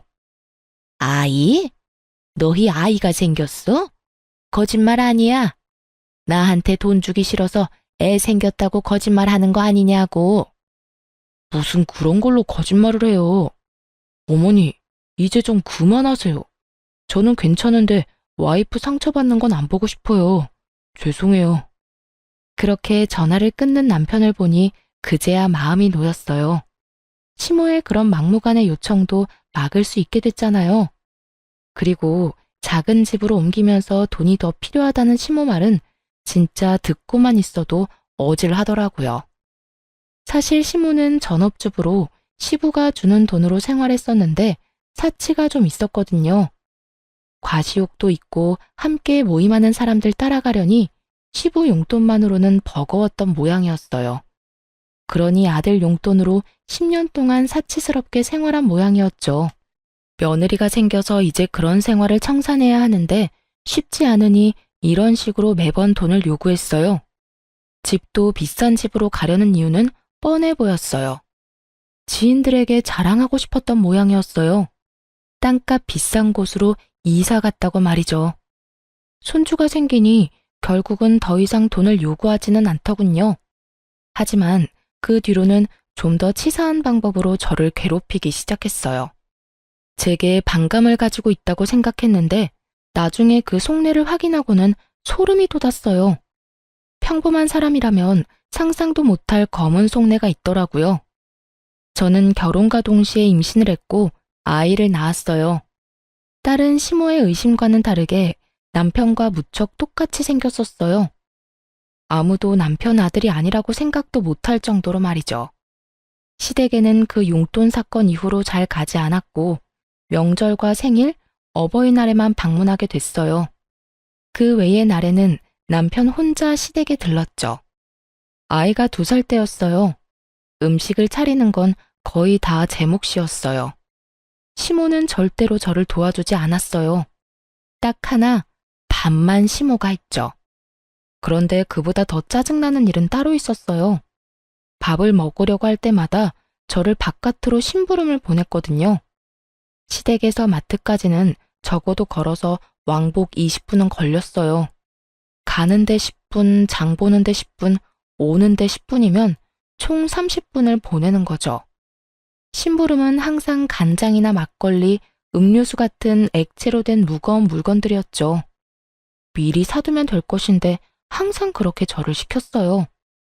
그리고 갔다 오면 다들 밥을 다 먹고 저는 남아있는 찌꺼기만 먹어야 했죠. 게다가 그뿐이면 말을 안 해요. 항상 제 몫에 새밥만 없어서 찬밥을 줬는데 그 밥에서는 항상 쉰내가 났어요. 어머니, 이거 상한 것 같아요. 어머, 어쩌니? 밥이 없는데 햇반이라도 사와서 먹어. 그러면서 또 내보내는 거예요. 한 번이면 실수였나 보다, 정신이 없었나 보다 싶지만 매번 갈 때마다 이런 패턴이니 나중에는 아무리 바보라도 제가 괴롭힘을 당한다는 걸 알게 될 수밖에 없잖아요. 게다가 이번에 명절에 들렀을 때는 제가 아이를 돌보느라 허리에 디스크 증상이 심해서 고생했던 날이었어요. 시모가 밥을 다 차리게 해놓고는 저에게 또 일을 시키더군요. 예, 내가 보니 간장이 뚝 떨어졌더라. 너 지금 마트 가서 간장 좀 사와. 전이랑 고기 간장에 찍어 먹어야 하는데 다 떨어졌네. 아까 전에 요리할 때 확인했을 때는 남아있었던 간장이 하나도 없더군요. 간장을 다 비워버린 모양이었어요. 저는 웃으면서 옆에 앉아있는 남편한테 말했어요. 여보, 좀 다녀와요. 나 허리 때문에. 맞다. 어머니, 제가 금방 다녀올게요. 남편이 그렇게 말하며 후다닥 자리에서 일어섰어요. 예, 네가 왜 가? 넌 밥 먹어야지. 이런 일은 원래 며느리가 하는 거다. 어머니, 와이프 지금 허리가 많이 안 좋아요. 병원에서 디스크 증상 너무 심해서 조심하라고 했거든요. 무거운 거 특히 들지 말라고요. 그러니까 제가 다녀올게요. 여보, 조심해서 갔다 와. 금방 다녀올 테니까 다들 밥부터 드세요. 와이프 오늘 점심도 제대로 못 먹어서 배고플 거예요. 그렇게 말하고 남편이 나가버렸죠. 저는 말했어요. 아버님, 식사 늦어서 배고프시죠? 얼른 밥 내올게요. 예, 너는 남편이 없는데 밥이 넘어가니? 어머님, 남편 걱정보다 아버님이 걱정돼서 그렇죠. 아버님도 배 많이 고프실 거예요. 점심을 너무 일찍 드셔서. 그래도 사람이 없으면 기다릴 줄 알아야지. 넌 어떻게 돼 내가 인정머리가 없어? 그만하고 밥 내와. 한 사람 없다고 나머지가 굶는 게 말이 되냐고 했던 게 당신이었잖아. 어서 밥 가져와. 배고파 죽겠네. 그럼 좀 기다려요. 아직 밥 덜 됐는데. 시모 말과는 달리 밥솥의 밥은 이미 예전에 완성되어 있었어요. 이쯤 되니 너무 명확하더군요. 여태 일부러 저에게 밥을 늦게 먹이려는 거였어요. 민기적거리는 시모 때문에 결국 밥은 남편이 오고서야 먹게 됐죠. 정말 오랜만에 모든 가족이 동시에 먹는 밥이었어요. 그리고 이번에도 시모는 제게만 쉰내 나는 밥을 내놓더군요. 여보, 나 속이 안 좋아서 그러는데 내 밥 나눠 먹자. 당신은 많이 먹어야 해. 내가 이렇게 살찌우느라 얼마나 힘썼는지 알지? 배고프다고 하지 않았어? 갑자기 속이 왜 안 좋아? 근데 어머니, 밥이 이상한데요? 상한 것 같은데 새 밥 없어요? 더 이상 밥은 없다. 밥 먹고 싶으면 햇반 사와서 먹던지. 아니면 너희 집에 가서 먹거라. 그래요? 그럼 저는 나가서 밥 먹고 들어갈게요. 그럼 명절 잘 보내세요, 어머님, 아버님. 당신은 어떻게 할 거야? 밥 먹고 올 거야? 어? 그냥 내 밥 먹어. 내가 안 먹으면 되는데. 아니야. 당신도 요즘 몸 안 좋은데 그거 먹어서 되겠어? 그냥 나는 애랑 나가서 먹을 테니까 걱정 말고. 그렇게 말하며 저는 짐을 챙겼어요. 그러자 남편이 따라오더군요. 여보, 같이 가. 어머니, 다음에 와서 먹을게요. 아이, 밥은 먹고 가야지. 이거 다 어쩌라고? 어머님이랑 아버님이 많이 드세요. 저희는 그러면 먼저 가보겠습니다. 그렇게 저희를 붙잡는 시모를 내버려 두고 밖으로 나왔어요. 속이 시원하더라고요. 왜 여태까지 이러지 않았나 싶었어요.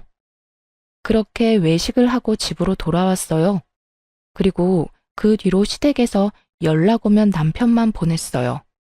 며느리 취급도 안 해주는 시댁에 갈 필요가 있을까요? 그런데 그렇게 몇 번 남편만 보냈더니 시모가 전화가 왔더군요. 너 요즘 왜 집에 안 오니? 며느리가 돼서 집안 행사에 얼굴도 안 보여? 이런 식으로 할 거면 결혼은 왜 했니? 우리 아들 혼자서 여기저기 다니도록 만들 거면 네가 며느리 실격인 거지. 그냥 이럴 거면 이혼을 해.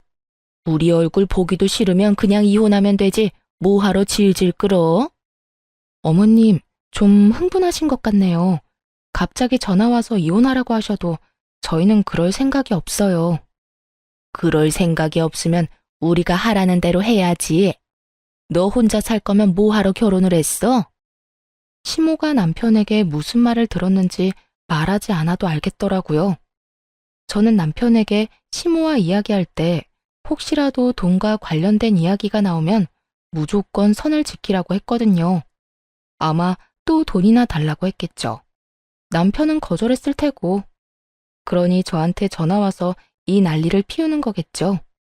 시모는 남편에 대한 통제권이 저한테 넘어온 것이 화가 날 정도로 열받는 것처럼 보였어요. 실제로 저는 남편을 통제하는 짓은 하지 않았어요. 다만 함께 살기 위해서 서로 간에 지켜야 할 선을 정해줬을 뿐이었죠. 결혼한 부부가 자기 가고 싶을 대로 가면 부부 생활이 유지될 리 없잖아요. 게다가 시모의 저 행동은 진짜 문제가 있다고 생각했어요. 어머님, 저는 저고 남편은 남편이죠. 부부가 일심동체라도 매일 같이 다녀야 한다는 법은 어딨나요? 그리고 남편이 애도 아니고 혼자 다니는 게 왜 안 되나요? 어머님이 너무 예민하신 것 같네요. 이혼 이야기는 못 들은 걸로 할게요. 넌 뭐가 그렇게 당당하니? 우리 아들한테 무슨 말을 어떻게 했길래 마누라 이야기만 하면 난리야. 그리고 너 우리 아들한테 도대체 뭐라고 하길래 애가 내 말을 듣지를 않아. 네가 내 아들을 너 좋을 대로 써먹고 있잖아. 그건 내 아들이야. 내 아들이 번 돈은 내 돈이고 내가 키워준 값 받겠다는데 네가 중간에서 그걸 낚아채? 내가 가만히 있을 줄 아니? 너 두고 봐라. 내가 아들한테 이야기해서 너희 꼭 이혼시켜버릴 테니까. 그렇게 말하고는 전화를 끊더군요. 정말 어이가 없었어요. 부부 사이의 일을 왜 본인이 결정하겠다는 건지. 시모와 대판 싸우고 나서도 저는 시댁에 얼굴 한번 내비치지 않았어요. 남편에게 그 전화 내용에 대해 잃을까 생각하기도 했지만 혼자서 열심히 시댁에 다녀주는 남편에게 이런 일로 더 신경 쓰이게 하고 싶지 않았죠. 그런데 그 전화 이후로 남편이 점점 이상해지더군요. 시모에게 홀라당 넘어가 버린 건지 시모에게 설득당해 버린 건지 모르겠지만 이상한 말을 꺼냈어요. 당신, 우리 부모님 얼굴 진짜 이렇게 계속 안 볼 거야? 부탁인데 만나서 한 번만이라도 대화를 해봐. 대화? 아버님하고 대화하라면 언제든지 할 수 있어. 그런데 어머님은 아니잖아. 대화 자체가 성립이 안 돼. 이미 나를 싫어하시는 분이야. 만나면 싸움만 하는데 대화도 할 마음이 있는 사람들끼리 하는 거지. 엄마도 당신하고 이야기하고 싶다는데 당신이 좀 굽히고 들어가주면 안 될까? 여태까지 당신이 원하는 대로 해줬으면 이번 한 번 정도는 당신이 양보해줘도 되지 않을까 싶은데. 그러나 저는 반대했어요. 절대로 받아들이고 싶지 않았어요. 이혼을 하라 마라 전화로 요구하는 시모와 대체 무슨 대화를 나눈다는 말이죠? 그런데 저는 그런 시모와 결국 한 자리에서 만나게 됐어요. 모든 것이 남편의 그림이었죠. 저녁에 외식을 하자고 그러더라고요. 제가 제일 좋아하는 오리고기 가게를 간다길래 좋아서 남편과 함께 나갔는데 그 자리에 시모가 떡하니 앉아있더군요. 예, 왔니? 오랜만에 보는구나. 잘 지내는 것 같아 보기 좋네. 왜 요새 이렇게 얼굴을 안 비추니? 사람이 확 달라졌더군요. 엄청 부드럽게 말하는 시모를 보며 이 사람은 왜 이런 행동을 하나 경계부터 됐어요. 불과 며칠 전에 이혼하라며 난리친 시모와 대화를 나눴기에 이 변화가 더 수상했죠. 그러니 당연히 말이 곱게 나갈 리가 없었죠. 제가 얼굴을 안 비추는 이유는 어머님이 잘 아실 것 같은데요. 뾰족하게 가시가 돋친 제 말에 갑자기 시모가 얼굴을 손바닥으로 감싸더니 엉엉 울더라고요. 얘야, 미안하다. 내가 시집살이를 시키려고 시킨 건 아니다. 나는 다 너 욕먹지 말라고 그런 거야. 어디 가서 며느리 네가 하고픈 대로 하면 사람들이 배운 거 없다면 욕할 테니까. 그래서 내가 미리 너에게 가르쳐 준다는 것이 너를 오해하게 만들었어. 미안하다. 지금 왜 우세요? 정말 할 말이 이거 말고는 나오지 않았어요. 이 사람이 왜 이러나 싶었다니까요. 네가 화난 것도 알겠는데 도대체 내가 뭘 그렇게 잘못했니? 나는 다 너 잘 되라고 한 거야. 그러니까 오해 풀고 다시 우리 집에도 들리고 우리 아들이랑 같이 잔치에도 나오고 그래. 네가 화났다고 해서 우리 아들에게까지 피해를 주는 건 아니잖니. 게다가 요즘에는 나도 며느리한테 버림받았냐며 사람들 입방아에 오르내리는 상황이라 어디 나가기도 무섭고. 다 내가 잘못했다. 그러니까 제발 용서해주면 안 되겠니? 완전 불쌍한 척 쇼를 하고 계시더라고요. 왜 울어요? 울고 싶은 건 저였는데. 그리고 자기가 뭘 잘못했냐니 전화로 이혼하라며 난리치던 건 잘못이 아닌가요? 제가 당황해서 입만 벌리고 있는데 남편이 그러더군요. 여보, 우리 엄마가 사과하잖아. 그러니까 이제 그만 사이좋게 지내줘. 중간에서 고생하는 날 생각해서라도. 게다가 어머니가 이렇게 울면서 사과하실 정도면 정말로 당신이랑 잘해보고 싶어서 그런 거야. 나는 지금 이 상황 자체가 이해가 안 돼. 어머님이 왜 울면서 나한테 사과를 하셔? 불과 며칠 전에 전화 와서 당신이랑 이혼하라고 하셨어. 게다가 당신도 알다시피 상한 밥, 그거 당신은 그날 처음으로 받겠지만 나는 결혼 후 내내 그 상한 밥이 나왔다고. 그것뿐인 줄 알아? 결혼 직후에는 식모처럼 시댁에 불러서 일 시켰잖아. 나더러 지금 그런 상황에 잘해보라고? 나는 어머님의 사과가 진짜라는 생각이 안 드는데. 그런 것들 다 통틀어서 미안하다고 먼저 사과하시는 거잖아. 당신 이렇게 속이 좁은 사람이었어? 어른이 먼저 사과하면 받아줘야 하는 게 당연한 일이잖아. 앞으로 그런 일 없겠다고 말씀까지 하셨고. 그러니까 그게 진짜로 사과한 게 아닌 것 같다고. 불과 며칠 전에 나한테 연락 와서 아들이랑 헤어지라고 하신 분이 어머님이야. 그런데 지금 며칠 지났다고 나한테 사과를 하셔? 당신은 그게 이해가 돼? 그렇게 죽일련 살릴련 난리를 피우더니 갑자기 왜? 남편의 어이없는 말에 대꾸를 하며 흙이 시모를 훔쳐보던 제 눈에 정말 경악스러운 모습이 비춰졌어요. 시모가 우리 두 사람의 싸움을 구경하며 싱긋 웃고 있더라고요. 순간 온몸에 소름이 쫙 돋는 거 있죠? 우리 싸우게 하려고 이랬나 싶었어요. 그때 시모가 끼어들었어요. 그만들 해라.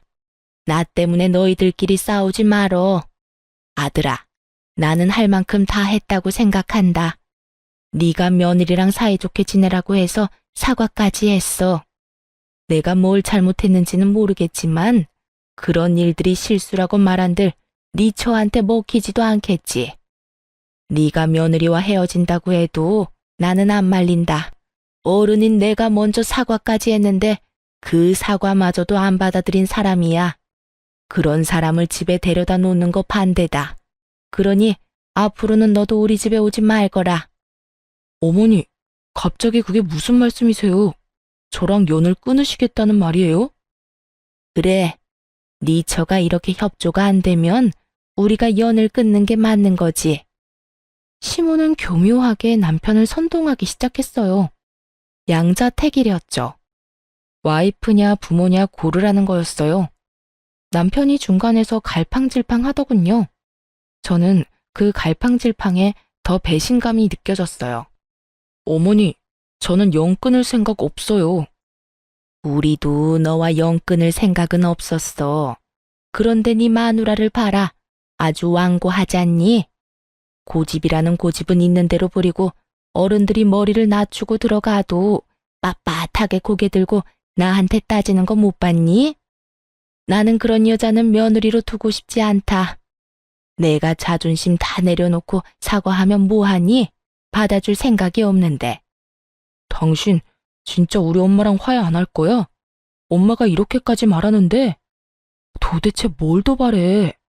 와, 당신이 이렇게까지 이기적인 사람인지 몰랐어.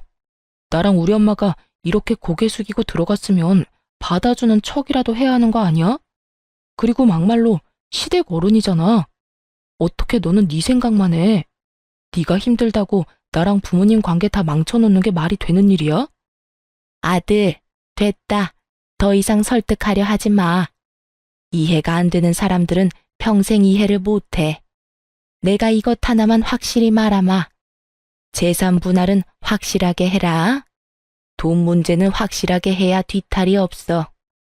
너희가 이혼을 하든 뭘 하든 상관은 없는데 이 엄마는 네가 재가를 해도 더 좋은 여자를 만날 수 있을 거라고 확신해. 아예 이혼을 하라고 등을 떠밀고 있더군요. 결국 식사도 제대로 못하고 집으로 돌아온 저는 남편에게 말했어요. 진짜 나랑 헤어질 거야? 당신이야말로 나랑 헤어지고 싶지 않으면 어머니 말씀 좀 들어. 일 그거 시키는 거 가지고 왜 그렇게 민감하게 굴어? 어르신 힘 없으니 며느리한테 일 시킬 수도 있지. 그냥 일 시키는 거면 나도 해. 근데 일을 하고도 수고했다 한마디 해주는 법이 없잖아. 마치 당연한 듯이 집에 딸린 종 부리듯이 하는데 내가 왜 화가 안 나겠어? 반대로 생각해보라고. 우리 엄마가 오빠를 마음대로 불러서 일 시켜 먹고 일 다 했으니까 빨리 너희 집에 가라고 하면 기분이 좋겠어? 그리고 어머님 아까 나한테 사과하신 것도 다 거짓말이야. 우리 둘이 싸울 때 어머님 웃고 계셨다고. 너 도대체 어디까지 우리 엄마를 모욕할 거야? 엄마가 왜 그런 짓을 하는데? 울면서 사과하는 모습이 애처로워 보였는데 네 눈에는 그게 웃는 것처럼 보였어? 아, 진짜 말이 안 통하네. 우리 이혼이라도 해봐. 어머님이 당신한테 돈 이야기 안 할 것 같아? 분명히 돈 이야기할 거 뻔하다고. 어머님 용돈이 나 때문에 줄어들었다고 생각하시니까 당연히 우리 둘 이혼시키고 싶어 하시는 거고 다 당신 돈 때문에. 그만 좀 해. 부모님이 나한테 그럴 리가 없잖아. 여태껏 내가 부모님한테 드린 거야. 그리고 틀린 말은 아니잖아. 당신 때문에 줄였던 거. 그래서 내가 어머님한테 주는 용돈 적게 주라고 했다고 지금 나한테 화내는 거야? 그러면 적게 주자고 했을 때 차라리 화를 냈었어야지. 당신도 거기 수긍했으면서 왜 이제 와서 사람 뒤통수를 때리는 건데? 됐다 됐어. 그냥 헤어지자. 이혼해. 나는 내 말 믿지 않으려는 사람하고 더 이상 같이 살기 싫어. 진짜 이렇게까지 해야겠어? 좀 굽히고 들어가라고. 싫다고. 어머님 저러는 거 당신에 대한 통제권을 나한테 뺏겠다고 생각해서 그런 건데, 게다가 울면서 사과하는 사람이 뒤에서 웃고 있으면 그게 진심일 리가 없잖아. 당신하고는 말 안 통하니까 그냥 이혼해. 나도 이딴 식으로 매번 부딪히기 싫으니까. 저는 그렇게 남편과 이혼 서류를 냈어요. 결국 남편에 대한 통제권은 시모에게 넘어갔고, 저와 남편은 이혼 소송을 진행했어요. 서로 변호사 선임한 직후 저는 남편에게 시모와의 마지막 통화 내용을 보내줬어요. 저도 예전에 자동 녹음 기능을 켜놨던 건데 그게 켜져 있어서인지 시모와의 대화가 자동으로 녹음이 됐더라고요. 그 통화 내용이 남편에게 어떤 식으로 작용했는지 모르겠지만 통화 내용을 보내고 나서 며칠 뒤에 남편이 잠깐 만나자고 하더군요. 이혼 때문에 할 이야기가 있다고요. 저는 만날 생각 없었지만 남편이 제가 일하는 병원 앞으로 찾아와서 기다리고 있더라고요. 결국 남편과 대화를 하게 됐는데 살이 엄청 빠졌더라고요. 고작 몇 주 만에 말이죠. 무슨 일로 보자고 한 거야? 난 할 말 없어. 이야기는 변호사 통해서 하면 되잖아. 여보, 이혼은 없던 일로 하면 안 될까? 당신이 그때 그랬지. 어머니가 내 돈 때문에 이혼하라고 하는 것 같다고 말이야. 정말로 그런 것 같아서 그래. 어머니한테 당신이 이혼하자고 했다고 하니까 갑자기 웃으시면서 잘 됐다고 하시더니 용돈부터 100만 원으로 다시 올려달라더라. 난 잘못 들은 건 줄 알았어. 당신 말대로 돈 이야기부터 할 줄은 정말 상상도 못해서. 남편은 경황이 없는 목소리로 제게 하소연하듯 말하더군요. 그래서? 그래서라니, 당신 말이 다 맞았으니까 내가 잘못했다고. 그러니까 우리 이혼 없던 걸로 해줘. 내가 알던 어머니가 아니었어. 그러니까 당신이 맞았던 거지. 그 전화 내용도 확인해보니까 다 사실이었고, 어머니가 그때 나한테 한 말이 더 소름 끼쳤어. 다음에는 용돈 많이 주는 돈 많이 버는 며느리 찾으라고. 그러면서 어머니 덕분에 이혼하는 거니까 위자료나 재산 분할 받으면 반은 내놓으라고 하시는데, 그리고 집이 허름하니 우선 나더러 대출받아서 집부터 옮겨서 같이 살자고 하더라고. 같이 살면서 또 얼마나 뜯어가시려는지 그 말 듣는데 내가 진짜 헛다리 짚었다는 생각밖에 안 들더라. 남편이 초췌해진 얼굴을 쓸어내리며 말하더군요. 빌빌거리며 다 죽어가는 인간 인공호흡기 꽂아줬더니 제 손으로 인공호흡기 빼고는 다시 삐쩍 말라가다가 이제야 정신을 차린 모양이었어요. 참 웃긴 게 그렇게 시모가 남편 돈을 원하는 거였다고 말해줘도 그때는 들은 척도 안 하더니 직접 귀로 들으니 또 달랐나 봐요. 내가 몇 번이나 이야기했을 때는 믿지도 않았으면서 이제야 정신이 들었어? 근데 어쩌나? 나는 이미 당신한테 정 떨어진 지 오래됐는데? 결혼이라는 건 신뢰를 바탕으로 이뤄지는 건데 당신은 그걸 깼어. 나를 의심하기 시작한 순간부터 당신이랑 내 사이는 깨진 거라고. 그리고 그건 다시 못 붙여. 당신 어머니가 그 사람인 이상 우리는 또 깨질 거니까. 그러니까 내가 어머니와 연락 끊을게. 진짜로. 이번에는 당신 말 제대로 들을 테니까 제발 부탁이야. 난 당신 받아줄 생각도 없고 다시 만나고 싶은 마음도 없어. 당신이 나한테 준 게 얼마나 큰 배신이었는지 당신은 모르지? 그리고 나는 한 번 배신한 놈은 다시 배신할 가능성이 높다고 생각해. 그러니까 여기서 깔끔하게 끝내는 게 맞는 것 같아. 앞으로 이런 일로 연락하지 마. 그리고 당신이 당신 엄마랑 연을 끊든 말든 이제 와서 나랑 무슨 상관이야? 이 이혼은 당신 선택으로 결정된 건데 진짜 웃기다. 어머니 탓하면 마음이 좀 시원하니? 어머님이 잘못한 건 누가 봐도 당연한 건데 그런 어머니한테 홀라당 넘어간 너한테는 잘못이 없다고 생각하나 봐. 그런데 네가 제일 나빠. 믿을 것처럼 해놓고 결국에는 배신하는 인간. 그렇게 남편 놈에게 일침을 하고 돌아섰죠. 그렇게 저희는 이혼을 했어요. 결혼 기간이 길지 않아 결국 제 명의의 집은 제 것이 되었고 아이도 제가 키우게 됐어요. 고부 갈등으로 인한 이혼이라는 제 주장도 받아들여져 남편 놈이 제게 위자료를 지급하게 됐죠. 그렇게 몇 달간 정말 속은 쓰리지만 마음은 편하게 살았어요. 그런데 하루는 망할 아줌마한테서 연락이 왔더라고요. 너 우리 아들 어디로 빼돌렸니? 위장 이혼해놓고 여전히 우리 아들이랑 같이 사는 거 맞지? 뜬금없는 소리를 해대는 통에 저도 당황했어요. 이혼한 사람을 왜 여기서 찾아요? 저랑 같이 안 살아요. 거짓말 하지 마. 이놈이 너 아니면 우리를 이렇게 버리고 갈 리가 없어. 지금 집안이 어떤 꼴인지 알기나 하니? 아들이 줄 돈으로 갚으려고 했던 카드값이랑 대출금 못 갚아서 신용불량자 돼서 집으로 차 앞딱지가 붙었어. 집꼴이 말이 아니야. 그 와중에 짐 싸서 도망이 나가? 네가 우리 아들 숨긴 거 맞잖아. 딱 보니 견적이 나오더라고요. 전 남편이 부모를 놔두고 도망쳤더라고요. 하긴 감당이 되겠어요. 결혼했을 때는 자기 월급이 자기 것이었겠지만 이혼하고 나니 자기 월급이 시모 것이 되어버렸으니 말이죠. 전 이혼하고 딱 한 번 봤어요. 저한테 다시 살자고 하더라고요. 그 사람 도망간 이유 알고는 있으세요? 저한테 그러던데요. 어머니가 자기를 돈으로 본다고요. 제가 마지막에 어머님이 저랑 통화한 내용도 전 남편한테 보내줬거든요. 그거 보고 큰 깨달음을 얻었던 건지도 모르죠. 그래서 기분이 어떠세요? 돈줄인 아들 저한테서 되찾아가려다가 결국 아들한테 버림받게 되신 기분이? 너 그걸 말이라고? 결국 그놈의 돈 때문에 아들도 돈도 다 잃어놓고 누굴 탓해요 지금? 당신이 뿌린 그대로 돌려받는 거니까 괜히 저한테 뭐라 하지 말고 아들 있을 법한 곳이나 찾아보세요. 찾아봐야 그 사람이 받아줄지 안 받아줄지는 모르겠지만 말이죠. 저는 실컷 비웃어준 다음에 전화를 끊었어요. 이날이 정말 가장 속이 시원한 날이었어요. 가슴에 박혀있던 돌덩이가 쑥 하고 내려간 기분이었거든요.